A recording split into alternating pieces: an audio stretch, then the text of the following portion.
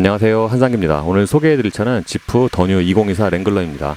현행 랭글러는 2017년에 공개가 됐고요. 최근에 부분 변경 모델이 출시가 됐습니다. 그러니까 약 한 6년 만에 부분 변경이 된 건데, 랭글러처럼 오프로드 성향의 차들은 그 모델 주기 체인지 텀이 좀 길죠. 더뉴 랭글러는 안팎의 디자인을 변경하는 한편 편의 장비를 강화한 게 특징입니다. 국내에는 스포츠 S와 루비콘, 사하라 세 가지 트림으로 판매가 되고요. 사하라는 사도어 하드탑과 파워탑 두 가지로 판매가 됩니다. 지금 보시는 시승차는 사하라 사도어 파워탑이고요. 가격은 8,240만 원입니다.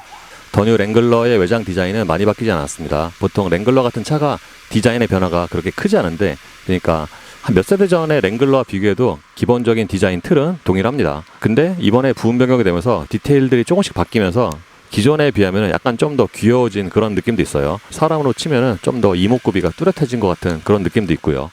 랭글러는 전체적으로 반듯한 직선을 많이 사용을 하고 있는데, 헤드램프는 원형을 그대로 지키고 있습니다. 근데 헤드램프 그 테두리의 디자인이 조금 달라졌네요. 그리고 기존에 비해서 그릴의 크기가 조금 작아지긴 했는데, 반면에 세븐 슬롯 같은 경우에는 좀 더 커졌죠. 랭글러는 요즘의 차로는 굉장히 드물게 기계적인 느낌이 강한데, 예를 들어서 외장 곳곳에 볼트가 좀 많이 보이고요.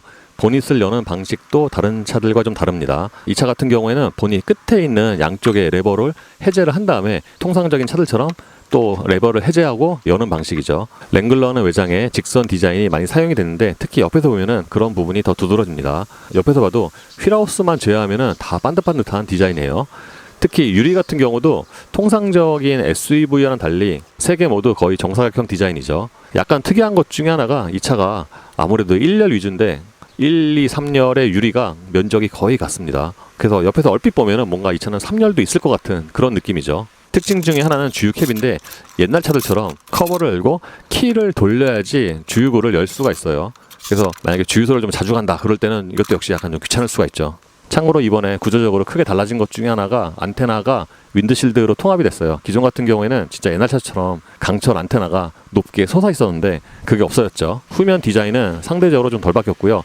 요즘에 많은 SUV와는 달리 테일게이트에 스페어 타이어가 달려있죠. 근데 저 스페어 타이어가 생각보다 그 뒷유리를 아주 그렇게 많이 가리는 건 아니에요. 뒷유리의 면적도 좀 큰 편이고, 그리고 요즘에 보면은 미국 차들 또는 미국 시장용 차들이 브레이크 등의 크기가 조금 작은 편인데, 이 차 역시도 테일램프의 전체적인 크기가 좀 작습니다. 요즘에 보면은 후방 안개등이 없는 차들이 꽤 많은데, 이 차는 있어요. 타이어는 브리지스톤의 듀엘러 HT, 사이즈는 255에 70R 18입니다. 일반적인 차들은 요즘에 70 시리즈 타이어가 거의 없지만, 랭글러 같은 오프로드에는 이런 사이즈가 좀 더 어울리죠. 실내는 외장처럼 기본적인 디자인은 동일한데 좀 부분적으로 좋아졌어요. 가장 큰 특징이 모니터가 커진 거고요. 그러니까 역대 랭글러 중에 가장 큰 모니터가 들어갔습니다. 근데 기본적인 구조는 거의 비슷해요. 랭글러가 밖에서 보면은 되게 좀 반듯반듯하잖아요. 이 실내에도 특히 대시보드가 되게 좀 직각직각하고, 특히 다른 차에서는 좀 볼 수 없게 이 대시보드 자체가 높이가 굉장히 높습니다. 그래서 이게 약간 좀 성벽 같은 그런 느낌이 들기도 하는데, 어쨌든 통상적인 차들에 비하면 대시보드가 되게 높고, 또는 또 폭이 또 좁아요. 그리고 랭글러가 예전부터 내장재가 좋은 것과는 조금 거리가 있었는데, 세대가 지나면서 내장재도 조금씩 좋아지고, 특히 지금 타고 있는 이 사하라 같은 경우에는 가장 좀 비싼 모델 중 하나잖아요. 그렇다 보니까 실내에 가죽이 조금 더 많이 들어갔습니다. 예를 들어서 대시보드 같은 데는 이게 얼핏 멀리서 보면은 전체적으로 좀 되게 단단해 보이는데, 실제로는 여기 그래도 약간 좀 부드러운 가죽이 들어갔어요. 그래서 실내에 가죽의 비율이 생각보다는 많은 편이고요. 그리고 랭글러가 다른 차들과 이런 구조, 레이아웃이 좀 다른데, 예를 들어서 앞유리 같은 경우도 이게 다른 차들에 비해서 그 전체적인 면적이 좀 좁습니다. 특히 상하가 좀 좁아 보이죠. 그리고 랭글러는 특징 중에 하나가 이 앞유리를 열 수가 있는 건데, 그러니까 공구를 이용해서 이 앞유리를 열 수가 있어요. 모니터는 12.3인치가 적용이 됐습니다. 조금 전에 말씀을 드린 것처럼 역대 랭글러 중에서 가장 큰 모니터고요. 그래서 기존 같은 경우에는 모니터의 사이즈를 떠나서 모니터가 좀 되게 네모반듯 했잖아요. 디스플레이가 네모반듯 하면은 보기에도 약간 좀 올드해 보이는데, 부분 변경이 되면서 모니터가 와이드 타입이 들어가면서 한결 보기가 좋아졌죠. 지금 보시는 게 홈 화면이고요. 스텔란티스에 국내에 판매되는 차들이 그렇듯이 이 차 역시도 별도의 앱이 있어야지 내비게이션을 연결을 할 수가 있고요. 또는 카플레이나 안드로이드 오토는 무선으로 연결을 할 수가 있습니다. 지금 보시는 게 안드로이드 오토 화면이고요.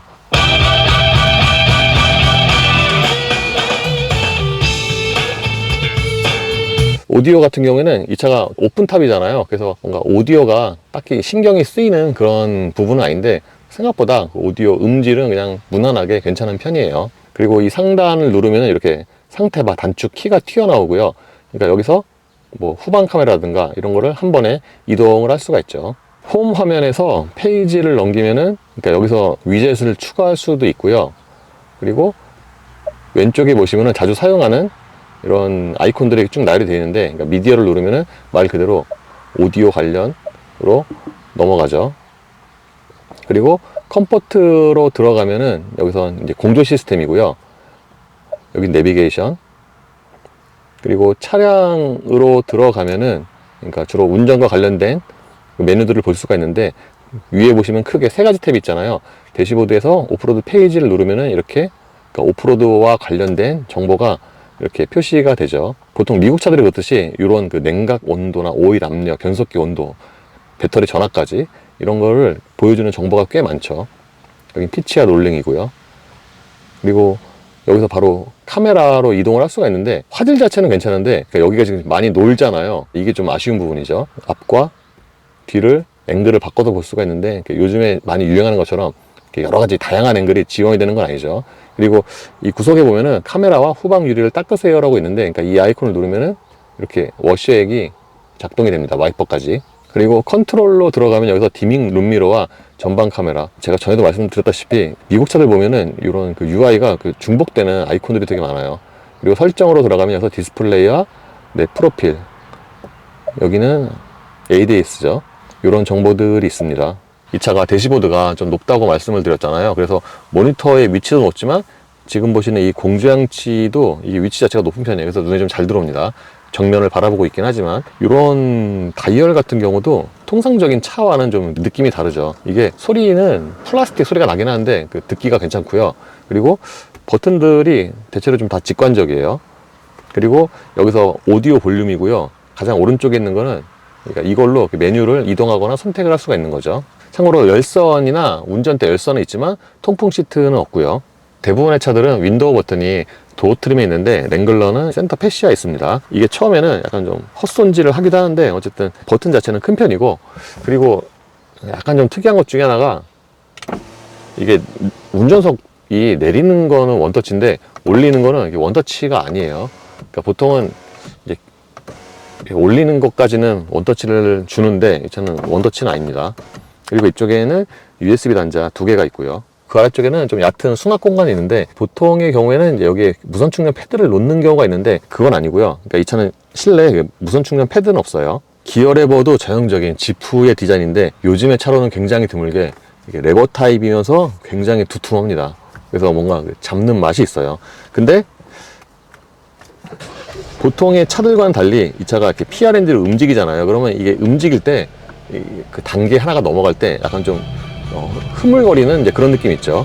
그리고 왼쪽에는 로우 기어가 있는데 이거 역시도 요즘의 차에서는 좀처럼 보기 힘든 거죠. 기어 리버 뒤쪽에는 컵홀더가 2개가 있고요. 이제 보통의 차들과는 달리 또 컵홀더가 그 앞뒤가 사이즈가 같아요. 그리고 물건을 잡아줄 수 있는 날개는 이렇게 고무로 처리를 했고요. 보통 미국 차들이 그렇듯이 컵홀더가 크기가 좀 큰 편입니다. 센터 콘솔 박스는 2단인데, 그러니까 한번 올리면은 이렇게 얕은 수납 공간이 나오고 한 번 더 올리면은 이 밑에 추가적으로 좀 깊은 수납 공간이 나옵니다. 차체 사이즈에 비하면은 여기 쪽의 공간은 좀 큰 편이고요. 여기 안에도 USB 단자가 하나 더 있죠. 글로우 박스도 보통의 차들과 좀 형태가 달라요. 이 커버를 열면은 그러니까 이렇게 좀 좁죠, 글로우 박스가. 그리고 이렇게 매뉴얼이 담겨 있는 이런 것도 진짜 되게 좀 지프스러운 그런 색깔과 디자인이죠. 운전대는 차 사이즈 대비해서 조금 크게 느껴지고요. 실내에서 가장 좀 장식이 많이 들어간 부분이 아닌가 싶습니다. 대시보드나 저 앞쪽에도 2줄씩 바늘땀이 들어가긴 했는데 운전대도 보면 안쪽에 이렇게 좀 선명하게 약간 노란 빛을 띠는 바늘땀이 적용이 됐어요. 림에 적용된 가죽은 약간 좀 단단한 편이고요. 계기판도 요즘의 차로는 드물게 풀 디지털이 아닙니다. 그리고 이 가운데 부분에서는 굉장히 여러 가지 정보가 표시가 되는데 보통 미국 차들이 계기판에서 보여지는 그런 정보들이 굉장히 많죠. 그리고 이렇게 페이지 넘기면은 추가적으로 또 다른 정보가 나오고요. 시트의 쿠션은 약간 좀 탄력이 있으면서도 단단한 그런 느낌이고, 이 차 성격에 맞게 포지션 자체도 좀 높습니다. 좌우의 폭은 충분한데 이 차가 성인 남자 기준으로 보면 좌판의 길이가 조금 짧아요. 그리고 이 차는 사하라 모델이어서 등받이 저 가운데에도 사하라라고 새겨져 있죠. 대시보드나 센터페 시어와는 달리 도어 트림은 굉장히 간단한 디자인인데, 이게 아무래도 도어를 탈착하기 쉽게 하기 위해서 이렇게 만든 게 아닌가 싶어요. 기존에도 그랬지만 현행 모델 역시도 이 도어를 완전히 탈착을 할 수가 있습니다. 그러니까 공구가 조금 필요하긴 하죠. 그리고 이 아래쪽에는 금으로 된 수납 공간이 있고요. 랭글러 같은 차에 2열 공간이 중요한 건 아닌데, 차체 사이즈나 휠베이스 대비해서 2열 공간은 좀 작습니다. 제가 앉으면은 무릎과 사이에 주먹이 하나 반 정도가 들어가고요. 근데 이게 레그룸이 문제가 아니라 시트 자체가 굉장히 작아요. 렉스턴 스포츠 칸이나 그런 차들처럼 2열이 보통의 2열 시트가 아니라 약간 좀 간이 시트 같은 그런 느낌이죠. 근데 시트만 제외하면은 이게 헤드룸 자체가 또 되게 넉넉해서 이런 부분은 장점이고요. 그리고 시트 등받이는 이게 조절은 안 됩니다. 좀 많이 서 있죠. 1열 시트 아래쪽의 공간은 굉장히 여유가 있습니다. 이렇게 신발을 넣으면은 지금은 시트를 가장 낮춰도 이렇게 공간이 많이 남죠. 참고로 이번에 랭글러는 처음으로 1열 시트 양쪽 모두 전동식이 들어갔고요. 가운데 부분은 이 차가 기본적으로 전고가 조금 높아서 그런지 여기가 아주 이렇게 많이 올라온 편은 아니고요. 이쪽에는 좀 추가적으로 이렇게 작은 수납 공간이 있고요. 핸드폰 하나 딱 들어갈 수 있는 그 정도의 공간이네요. 그리고 이쪽에 또 220이 있고요. 2열 유리 역시도 그 윈도우 버튼이 이 가운데 있습니다. 그리고 랭글러는 그 2열의 송풍구가 좀 되게 귀엽게 생겼죠. 2열 암레스트 같은 경우에는 이게 눈으로 보기에는 뭔가 딱 여기만 나올 것 같은데, 당기면은 그러니까 헤드레스트까지 같이 이렇게 펴지는 방식이고요. 2열 승객을 위한 컵홀더는 여기에 있습니다. 시승차의 경우에는 파워 전동식 탑이 있는데 이게 또 굉장히 큰 장점이죠. 지붕 전체가, 그러니까 가운데 빔이 있긴 하지만 전체가 열리는 방식이어서 2열뿐만 아니라 1열까지 개방감이 탁월합니다. 그러니까 파노라마 루프와 거의 비슷한 그런 개방감이 아닌가 싶어요. 참고로 이 파워탑은 원터치로 개폐가 되고요. 랭글러는 통상적인 차들에 비해서 테일게이트가 열리는 것도 좀 다르죠. 일단 이 아래쪽을 열면은 요만큼이 열리고요. 그 다음에 이 뒷유리를 개별적으로 열 수가 있습니다. 랭글러가 차체 사이즈에 비해서 2열 공간이 넓지 않다고 말씀을 드렸는데, 트렁크도 마찬가지예요. 트렁크가 이 지금 양쪽이 너무 많이 튀어나오고 그래서 공간을 좀 많이 잡아먹네요. 이 아래쪽에는 이렇게 추가적으로 수납 공간이 있고요. 네, 이거 같은 경우에는 아까 말씀드린 그런 도어 같은 거 탈착할 수 있는 그런 도구들이죠. 트렁크에서 2열 시트를 접을 수 있는 레버는 없는데, 이게 트렁크가 폭이 그렇게 길지가 않거든요. 그렇다 보니까 이쪽에서 2열 시트를 바로 접을 수가 있어요. 이 어깨에 있는 레버를 당기면은 헤드레스트가 접히고요. 이렇게 밀면은 접을 수가 있죠. 그리고 이쪽도 똑같이 레버를 당겨서 이렇게 밀면은 이렇게 한 번에 접을 수가 있습니다. 이렇게 2열 시트를 모두 접으면은 최대한 용량을 사용을 할 수가 있는데, 이 차는 아무래도 뒤에 휠하우스가 너무 튀어나와 있어서 전체 용량에 좀 손해를 보는 것 같아요. 예, 미리 말씀을 드리면 랭글러는 조용한 차는 아니죠. 전체적으로 방음이 잘 안 돼 있습니다. 그러니까 랭글러가 오프로드 특화 모델이잖아요. 오프로드는 속도가 낮고, 그렇다 보니까 이 방음을 그렇게 많이 할 필요가 없죠. 그래서 이렇게 정차 시에 그러니까 외기 소음도 크지만 실내로 들어오는 소음이 그러니까 보통 한 디젤차 정도 같아요. 심지어 음색도 약간 좀 디젤차와 비슷합니다. 다만 디젤차보다는 진동이 훨씬 적죠. 이 차는 그 가솔린 엔진인 걸 감안을 하면은 진동이 이 정도면 꽤 적지 않나, 차의 성격을 감안을 하면은. 그렇습니다. 그리고 에어컨을 1단을 틀면은 그러니까 진동이 조금 더 늘어나긴 하죠. 그러니까 보통 가솔린 엔진은 이렇게 에어컨 튼다고 해도 진동이 이렇게 확 늘어나고 그러진 않는데, 이 차는 에어컨 틀면은 진동이 좀 확 늘어나긴 해요. 이 차의 파워트레인은 2.0 가솔린 터보 엔진과 8단 자동 변속기로 조합이 됩니다. 최고 출력은 272마력이고요. 그러니까 랭글러도 예전에 비하면은 엔진이 다운사이징이 된 거죠. 예전에 팔았던 국내 랭글러 같은 경우에는 막 4.0 가솔린으로 들어갔잖아요. 그러니까 그 차에 비하면은 배기량이 반이 된 건데, 근데 미리 말씀드리면 성능 자체는 더 좋습니다. 보통 오프로드 특화 모델이 그렇듯이 이 차 역시도 전체적으로 움직임이 가속력이 느린 건 아닌데, 이렇게 저속에서 천천히 움직일 때 약간 좀 묵직하죠. 좀 끌리고. 미국 차들 타보면은 거의 공통적으로 브랜드에 상관없이 변속기가 공통된 특징이 있는데, 그거는 저속에서 직결감이 좀 꽉 하고 좀 물리고, 다만 저속에서 변속이 잦은 환경이 있잖아요. 그럴 때는 변속 충격이 좀 있는 건데, 이 차는 오히려 변속 충격은 그렇게 많지 않고 이렇게 저속에서 천천히 움직일 때 약간 좀 안에서 그 토크 컨버터 클러치가 이렇게 미끄러지는 그런 느낌이 있어요. 이게 아무래도 랭글러의 특성을 감안을 해서 이렇게 세팅을 한 게 아닌가 싶습니다. 사하라는 2018년에 이 차가 처음 출시가 됐을 때 오프로드에서 잠시 타보고, 그리고 처음인데 그때는 오프로드에서 타서 그런지 몰라도 랭글러로서는 상당히 좀 부드럽다, 하체가 라고 생각을 했거든요. 근데 지금 다시 타보니까 확실히 좀 통통 튀네요. 그러니까 이 차가 단단한 걸 떠나서 그 하체 자체가 좀 통통 튑니다. 하체와 시트 모두 좀 통통 튀는 그런 감각이고, 그래서 그러니까 보편적인 승차감으로 보면은 이제 확실히 떨어지죠. 특히 안 좋은 놈에서 다닐 때 보잖아요. 그러면 약간 좀 트럭 같은 그런 느낌이 들기도 해요. 그리고 이 차가 시트 포지션이 높아서 전방의 시야는 상당히 좋습니다.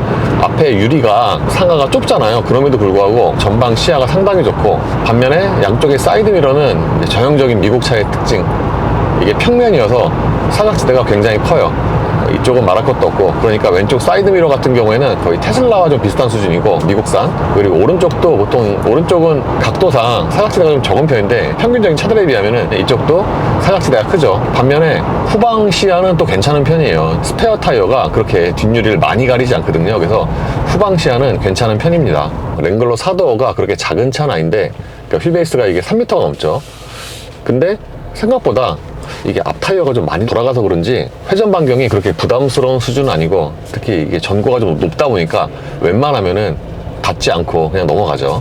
오픈탑은 아까 말씀을 드린 것처럼 이렇게 원터치로 이 루프를 한 번에 열 수가 있는데, 이게 지붕 전체를 덮는 면적이다 보니까 이렇게 열리는 것도 시간이 꽤 오래 걸리죠. 오픈한 상태에서 주행을 할 때는 왜 승용차의 오픈카 있잖아요. 그거와 대략 비슷한 그런 감성이에요. 다만 이제 일반적인 승용차들 타입의 오픈카들에 비하면은 바람이 굉장히 많이 들어오죠. 그러니까 이 차는 그런 좀 에어로다이내믹, 고속 대응은 아니어서 지금처럼 속도가 35, 40일 때도 이렇게 넘어서 바람이 좀 많이 들어오는 편입니다. 어쨌든 그래서 이렇게 뚜껑을 까고 달리면은 승용 타입의 오픈카와는 또 다른 감성이 있습니다. 심지어 이 차는 도어도 이게 떼어낼 수가 있잖아요. 그래서 만약에 이거를 다 떼어내고 달리면은 약간 좀 영화 같은 그런 느낌이 들지 않을까라고 생각도 해보고요. 또는 문짝 다 떼고 앞유리도 내리고 그러면은 여기 기어 셀렉터에 그림 있잖아요. 이거와 같은 느낌이 되지 않을까 생각이 됩니다. 그리고 주행 중에도 이렇게 오픈탑을 닫을 수가 있고요. 이게 면적이 커서 시간이 오래 걸리지, 그러니까 개폐되는 시간 그 자체는 그렇게 오래 걸리는 편이 아니에요. 빠른 편이죠, 이 정도면. 이 차 같은 경우에는 아무래도 방음이나 그런 게 좀 잘 안 돼 있다 보니까 굉장히 시끄럽죠. 예를 들어서 지금처럼 시속 90으로 정속 주행을 하잖아요. 그러면은 타이어 소리가 큰 게 아니라, 아마 이게 타이어 소리도 클 건데 위쪽에서 부딪히는 바람 소리가 이게 워낙 크기 때문에 이제 이 소리가 다른 소리들을 덮는 거죠. 그래서 그냥 일상의 데일리로 타고 다니기에는 하체의 승차감도 그렇고 조금 무리가 있지 않을까. 물론 랭글러 같은 차는 보통 데일리가 아니라 세컨드카로 많이 운용을 하잖아요. 그래서 그게 그렇게 큰 문제는 아니고요. 그리고 랭글러 같은 오프로드는 장단점이 좀 뚜렷한데, 온로드에서의 단점이 오프로드로 가면은 장점이 되는 경우가 되게 많거든요. 예전부터 랭글러가 그랬죠. 예를 들어서 랭글러를 타고 이렇게 온로드를 달리면은 이렇게 이제 일반적인 SUV와 달리 이 중심 부분이 좀 이렇게 헐겁고, 그런데 이게 막상 또 오프로드로 가면은 또 장점으로 변하고, 하체 느낌 역시 마찬가지고 그렇습니다. 그럼에도 불구하고 예전에 비하면은 이런 온로드에서의 승차감이라든가 주행 성능, 이거는 지바겐이나 랜드로버도 전문 오프로드인데 그 차들도 시간이 가면서 온로드 성능이나 승차감이 좋아지잖아요. 이 랭글러 역시 마찬가지입니다. 그러니까 옛날에 비하면은 그런 그 승차감 이런 게 많이 좋아지긴 했죠. 랭글러는 실제로 차의 성격도 그렇고 밖에서 봐도 막 볼트가 여기저기 보이니까 되게 기계적이잖아요. 근데 주행 느낌이나 엔진 소리도 좀 기계적인 그런 감성이 많이 강조가 되어 있습니다. 예를 들어서 이렇게 한 1500rpm에서 가속을 하면은 이게 들리는 엔진 소리가 좀 되게 기계적이에요. 그러니까 소리가 크긴 한데 엔진 소리가 나쁜 건 아니고요. 그리고 한 2500rpm이 넘어가면은 그 터보 소리 있잖아요. 그 소리도 비교적 잘 들리는 편입니다. 근데 복합 연비라든가 또는 정속 주행할 때 순간 연비를 봐도 확실히 이와 비슷한 사이즈의 올로드형 SUV와는 연비가 확실히 떨어지긴 하죠. 시속 90으로 정속 주행하면은 순간 연비가 대략 리터당 한 14, 15 정도가 나오거든요. 이 차가 되게 연비를 중요시한 그런 컨셉은 아니지만 그래도 배기량이 2.0이기 때문에 이거보다는 연비가 조금 더 잘 나오지 않을까 생각을 했는데 그거보다 못하고요. 그리고 시속 110에서는 순간 연비가 대략 한 11, 12 정도가 나오는데 이거는 V6 가솔린 엔진의 SUV들 그거와 좀 대략 비슷합니다. 그래서 확실히 이런 연비 면에서는 좀 불리하긴 하고 또 그걸 감안을 해서 차 사이즈 대비해서 연료 탱크를 좀 큰 걸 넣은 것 같아요. 연료 탱크가 80리터가 넘습니다. 예를 들어서 이렇게 풀 가속을 하면은 엔진 소리 자체가 좀 되게 숨소리가 거칠다고 해야 되나? 그래요. 그리고 운전할 때 단점 중에 하나가 이 차가 풋레스트가 없어요. 사실 풋레스트가 없는 차가 굉장히 드문데 이게 풋레스트가 없다 보니까 운전을 할 때 왼발을 놓을 곳이 약간 좀 애매하긴 합니다. 이게 쭉 뻗으면은 저기까지 또 닿지도 않아요. 제 키에서는. 그래서 그런 게 단점이라고 할 수가 있죠. 주행에서 방음이 좀 잘 안 됐다고 말씀을 드렸는데 이렇게 시속 90으로 콘크리트 노면을 주행을 하면은 콘크리트와 이 위에서 들리는 바람 소리가 거의 반반이고요. 보통은 90으로 여길 달리면은 타이어 소리가 훨씬 더 크거든요, 보통은. 근데 이 차는 거의 반반입니다. 그리고 이렇게 아스팔트로 접어들면은 타이어 소리는 잘 안 들리고 위에서 들리는 바람 소리가 주를 이루죠. 그래서 90 정도의 속도까지는 괜찮은데 만약에 속도가 100이 넘어간다 그러면은 이제 옆 사람과 그 말소리를 조금 더 높여야 되고 또는 뒤에 있는 사람과 그 말소리가 또 잘 안 들릴 수도 있어요.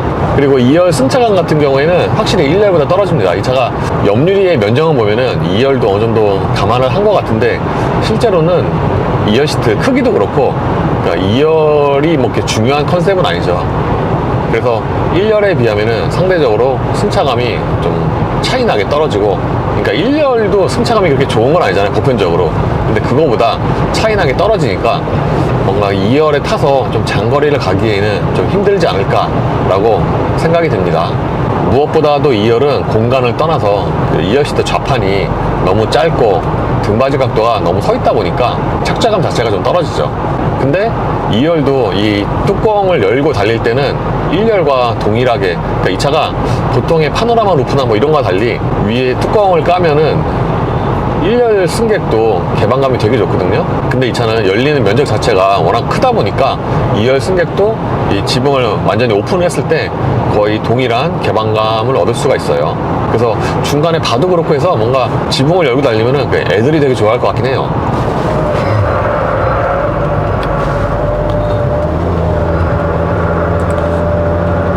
이제 보통 이런 그 오프로더는 이렇게 제어가 빨리 들어가는 경우가 많고 또 실제로 또 그게 맞다고 생각을 하는데 이 차는 조금만 코너에 빨리 진입을 하면은 제어가 처음에 아주 확 하고 잡힙니다. 거의 뭐 레이나 이런 차들과 좀 비슷한 수준.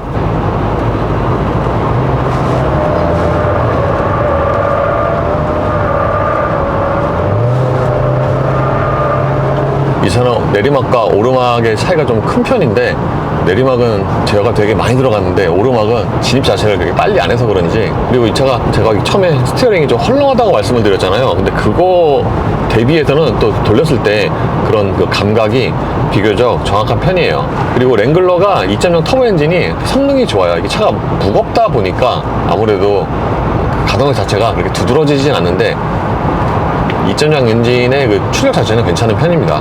제 동영상 기준으로 보면은 정지에서 170까지가 가속 시간이 대략 한 21초인가 이 정도 되는데 이게 저 소렌토 하이브리드 이런 차들과 대략 비슷해요. 그거보다 조금 빠릅니다. 그리고 랭글러 플러그인 하이브리드 그거보다는 당연히 느리고 전에도 말씀드렸다시피 랭글러 플러그인 하이브리드가 그게 보기보다 가속력이 되게 빠르거든요. 그래서 이 차 같은 경우도 그 플러그인 하이브리드보다는 느리지만 일상으로 타고 다니는 그런 용도로는 동력 성능은 충분한 편인데 다만 이게 속도가 조금 높아지거나 또는 회전수가 조금 높아지거나 그러면은 소리 자체가 되게 커지잖아요. 그래서 소리 자체가 크기 때문에 이게 좀 부담스러워서 뭐 그런 면은 있지 동력성 자체는 괜찮은 편이에요. 예, 이번에 랭글러 부분 변경 모델을 타봤는데 딱 부분 변경이라는 성격에 맞게 변한 것 같습니다. 안팎 디자인이 조금씩 달라지고 특히 실내 같은 경우에는 편의 사양이 좋아지고 실내는 저 모니터가 좋아진 게 가장 눈에 띄네요. 그리고 랭글러의 특징과도 같은 이제 그런 요소들은 여전히 잘 지키고 있고요. 사실 랭글러 같은 차가 보편적인 그런 성격의 또는 수요의 차가 아니잖아요. 그렇다 보니까 또 기존 고객들한테 어필할 수 있는 그런 감성이 되게 중요한데 이제 그런 부분은 최대한 잘 지키고 있습니다. 다만 초반에 말씀을 드린 것처럼 이 차가 보편적인 승차감이나 방음은 아니기 때문에 데일리카로 타기에는 좀 무리고요. 확실히 뭔가 세컨드 카로 운영하기에 좋은 차가 아닌가 생각이 돼요. 물론 이것도 이제 감성이 좀 맞아야 되겠죠, 랭글러와. 그래서 랭글러는 여전히 고유의 매력은 있는데 가격이 좀 많이 올랐죠. 지금 타고 있는 이 사하라 전동 파워탑이 8,240이니까 가격이 좀 많이 올랐고, 특히 몇 년 전에 시승했던 플러그인 하이브리드 있잖아요, 랭글러. 이게 그거와 가격이 또 거의 같거든요. 그렇다 보니까 지금에 와서 보면은 많이 오른 가격이 좀 부담이 될 수가 있겠죠. 그리고 랭글러는 차의 성격을 생각을 하면은 그래도 편의 장비가 뭐 잘 갖춰져 있는데 국내 소비자들이 선호할 만한 편의 장비가 좀 없어요. 예를 들어서 이 차가 좀 오토홀드가 없고요, 통풍 시트가 없고, 그리고 차로 중앙 유지가 없고, 이렇다 보니까 이런 면에서는 또 단점이라고 할 수가 있겠죠.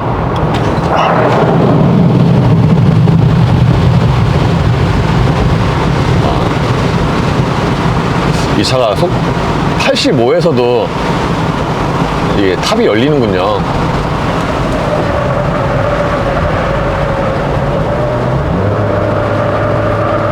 그러니까 오르막과 내리막에서는 되게 좀 차이나게 전자장비 제어가 있네요. 예, 이로써 더뉴 랭글러 사하라의 시승을 마치겠습니다. 감사합니다.